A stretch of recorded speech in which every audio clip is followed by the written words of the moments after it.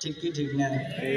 আল্লাহর দয়া কত দয়া, আল্লাহ আদর করিয়া বানাইছে এই বান্দা, ওই মালিকের মনে হয় দয়া নাই, আছে না নাই?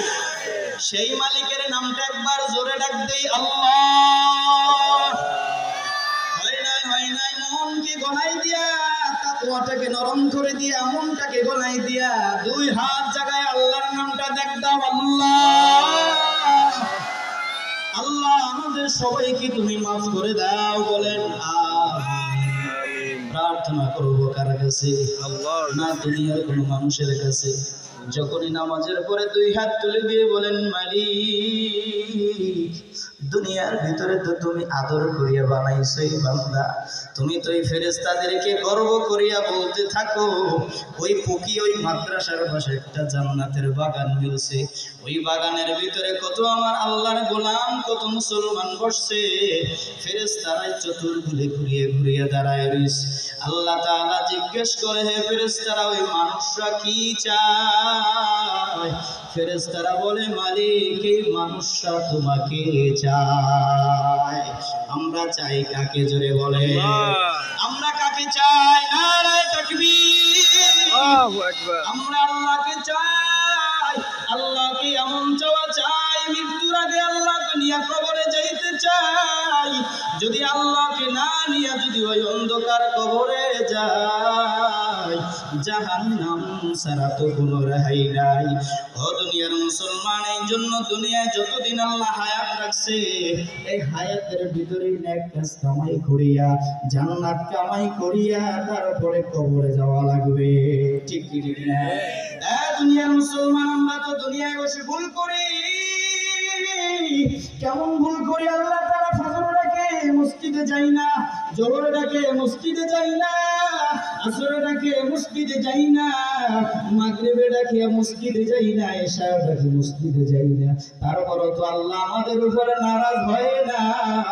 আল্লাহ যদি নারাজ হইতো তাহলে তো দুনিয়ার অক্সিজেন পাইতাম না, ঠিক কি ঠিক না?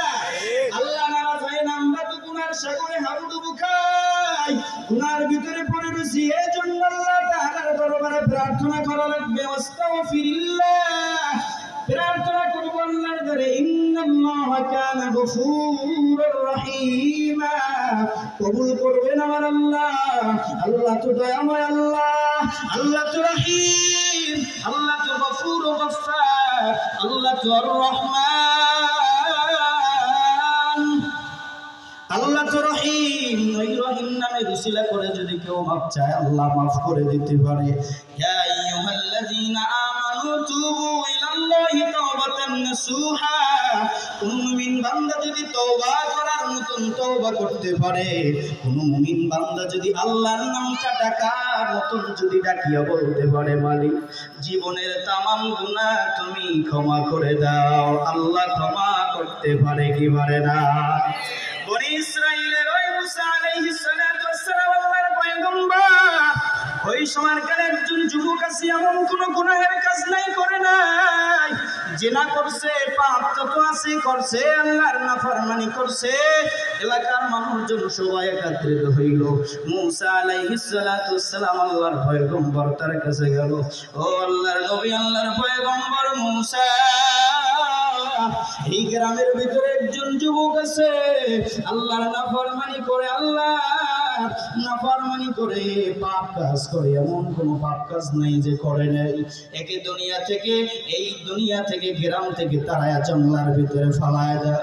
মুসা আলাইহিস সালাতু ওয়াস সালাম দেখছে, হ্যাঁ ঠিকই তো পাপ কাজ করে, আল্লাহর নাফরমানি করে। আর দুনিয়ার মুসলমান, আসন দিয়ে বসে মনটাকে গলায় দেন, মাথাটা নিচু দিয়া দেন, দুই চোখের পানি ফালা, ওই কবরের ভিতরে যদি তুমি যাইয়া যদি কাঁদতে কাঁদতে কাঁদতে কাঁদতে সাগর বানাইয়া ফালাও, কোন কাজ হবে না। আর দুনিয়ায় বসে যদি তুমি দুই ফোঁটা চোখের পানি ফালাই আল্লাহর কাছে মাফ চাইতে পারো, যদি দুই ফোঁটা চোখের পানি ফালাই আল্লাহর কাছে তওবা করতে পারো, আমার আল্লাহ তওবাকে কবুল করে নিয়ে তোমাকে মাফ করে দিবে। এজন্য আসেন দিয়া বইলা নিজের মনটাকে গলায় দাও, নিজের অন্তরটাকে নরম বানায়া দাও। এই কবর কিন্তু মাটির ঘর, ওই কবরের ডানে মাটি বামে মাটি নিচে মাটির বিছানা উপরেতে মাটির চাপা ভাইগা যাওয়া যাবে না। এজন্য অন্তরটাকে নরম বানায়া তওবা নিয়ে শুনতে থাকো, আল্লাহর কাছে মাফ চাও। বনি ইসরাইলের ওই সব লোক ধরে যুবককে জঙ্গলার ভিতরে ফালায় দিয়ে আসবে।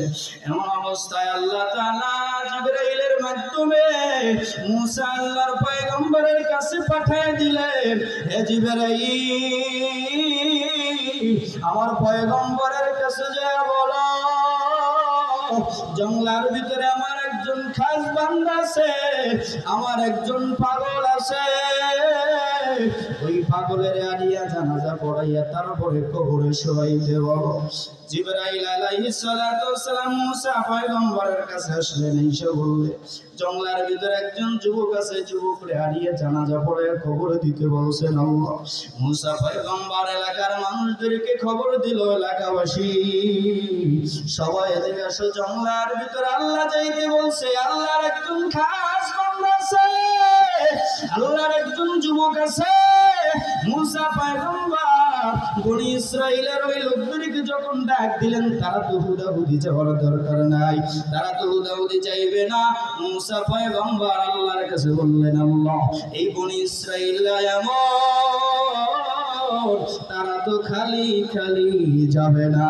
আল্লাহ তাআলা ডাক দিয়ে বলেন, হে মুসা, তুমি সবাইকে জানাইয়া ওই যুবকের যারা আনতে যাইবে, আনিয়া যারা জানা যায় দাঁড়াইয়া জানাজা নামাজ পড়বে, আল্লাহ তাআলা তাদের সব গুনাহ মাফ করে দিবে। সবাই চলে গেল জঙ্গলের ভিতরে, যায় দেখে ওই যুবক দুনিয়া থেকে চলে গেছেন। ওই যুবকের কেমন হাজারি ছিল। ওই যুবকের যখন হাত পা বান্ধিয়া জঙ্গলার ভিতরে ফলায় আসলে, ওই যুবক ডানে তাকায় দেখে কেউ নাই, ওই যুবক বামে তাকায় দেখে কেউ নাই, যুবক সামনে তাকায় কেউ নাই, পিছনে তাকায় কেউ নাই, একুলো নাই ওকুলো নাই। ওই যুবকটার দিলটারে নরম বানাইয়া করুণ সুরে একটা মালিকের ডাক দিল, মালিক, ও আমার দয়ার মালিক, তোমার দরজায় আসলে নাকি তুমি ফিরাইয়া দাও না, তোমার দরবারে আসলে নাকি তুমি কাউকে খালি হাতে ফিরাইয়া দাও না। আল্লাহর দ্বারা এমন করুণ ভাবে কয়, মালিক, তুমি যদি আমাকে না মাফ করলে, তোমার যদি রাজত্ব বাড়িয়া যায়, আমাকে ক্ষমা করার তোমার দরকার নাই, আর আমাকে যদি ক্ষমা করে দিলে তোমার কোনো ক্ষতি না হয়, আল্লাহ তুমি আমাকে ক্ষমা করে দাও। সবাই একবার জোরে ডাক দাও, আল্লাহ, আরো জোরে ডাক দাও, আল্লাহ, আল্লাহ তুমি আমাদের সবাইকে ক্ষমা করে দাও। ডাকার মতন ডাকলে তো আল্লাহ শোনে।